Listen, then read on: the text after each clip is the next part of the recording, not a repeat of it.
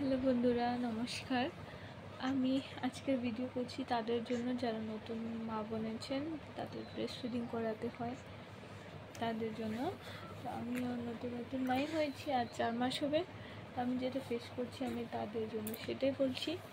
যে প্রথম অবস্থায় নিপ্পলের সাইডগুলো ফেটে যায়, তো অনেক কষ্ট হয়। আমার অনেক কষ্ট হচ্ছিল, সাইডগুলো ফেটে যাচ্ছিল। আমি ওকে খাওয়াতাম, কিন্তু আমি কাঁদতাম। কিন্তু কী করবো, খাওয়াতে তো হবে, নয়তো ওদের পেটে ওরা হয়তো কিছু খায় না, সে এটাই খায়, তো খাওয়াতে তো হবে।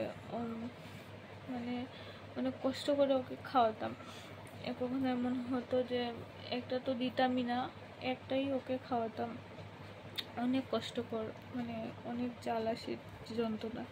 ডাক্তার মেডিসিনও দিচ্ছিল না, কারণ বেবি খাবে। তারপর অনেক বলতে একটা মেডিসিন দেন আমাকে। মেডিসিনটা হলো সুক্রেল এমডি। সেটা আমি আধা ঘন্টা এক সাইডে লাগাতাম, আর তো তখন ওকে সেটা দিতাম না। তারপর ভালো করে মুছে গরম জল দিয়ে তারপর ওকে সেটা দিতাম। তারপর নেক্সটটাতে মলম লাগাতাম। তো এরকম করে আমার এটা কমে গেছে।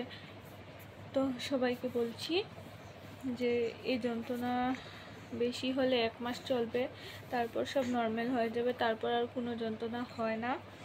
তারপর এটা আমাদের প্র্যাকটিস হয়ে যায়, আর কোনো ব্যথা হয় না। তো আপনারা চিন্তা করবেন না, এই মলমটা এনে আপনারাও এইভাবে লাগিয়ে দেখতে পারেন। একটা যখন লাগাবেন তখন সেটা বেবিকে দিবেন না, আর অনেক ভালো করে মনে করে যে সেটা বেবিকে দিবেন না। আর যখন বেবিকে সেটা দেবেন তখন এটা ভালো করে মুছে তারপর দেবেন, কারণ বেবি খাবে, তো তাই মলমে অনেক কিছু থাকে। ঠিক আছে বাবা, ঠিক আছে। তো ভিডিও ভালো লাগলে প্লিজ লাইক করে দেবেন। Thank you.